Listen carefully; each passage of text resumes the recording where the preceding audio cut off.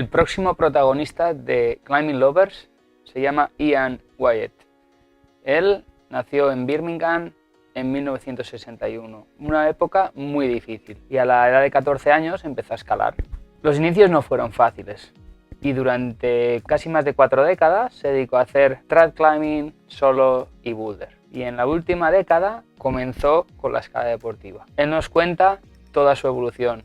Es increíble cómo a la edad de 61 años todavía tiene motivación para entrenar, para intentar evolucionar y luchar por conseguir sus objetivos. Aquí lo tenéis y que lo disfrutéis.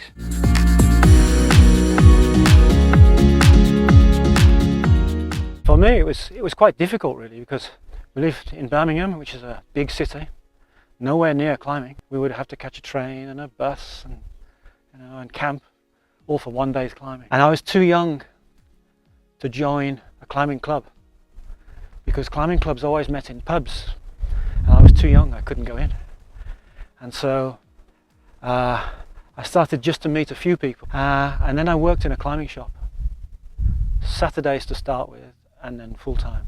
And that's when I started to meet most of the climbers. And then I could make a connection, and we could meet, and they would take me to places. And mostly in the UK, it was only trad climbing.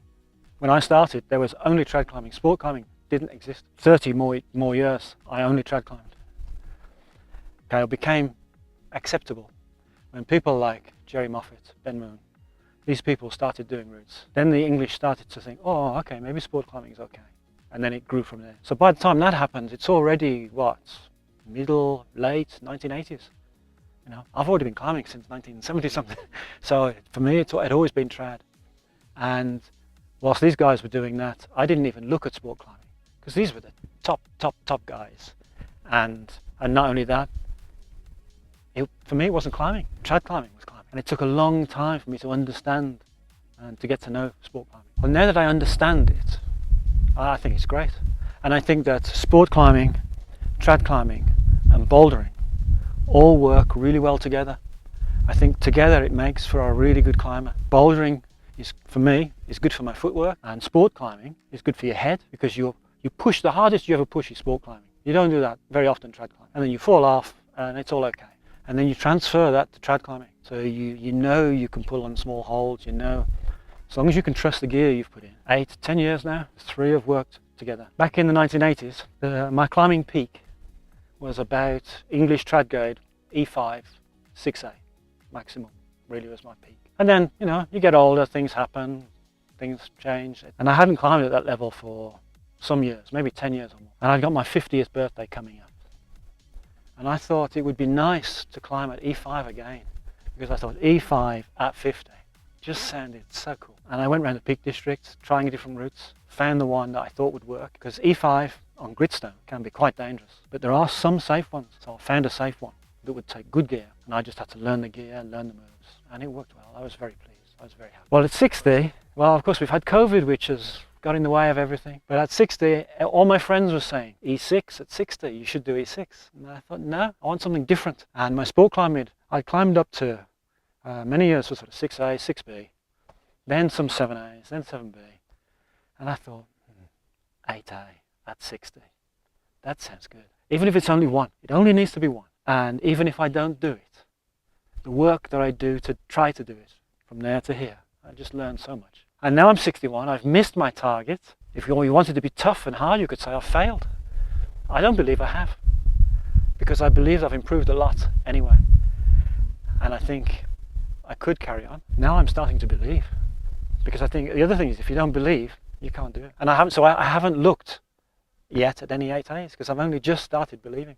Yeah. Back in the 80s, the other thing that I used to like doing was soloing. Soloing now, particularly after Annex Honnold, is now called free soloing. But in my day, it was just called soloing. That was it. No rope, no mats, nothing. Just your shoes and a chalk bag. And I loved it. It's a very special headspace. I don't do it now, I can't do it now. It's not the headspace. But it is a lovely feeling. It's real flow. But obviously, it's extremely dangerous. You don't even have to make a mistake.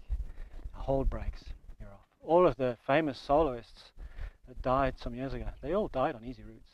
But that's not why I stopped. I stopped because I didn't have the headspace, but I loved it when I did it.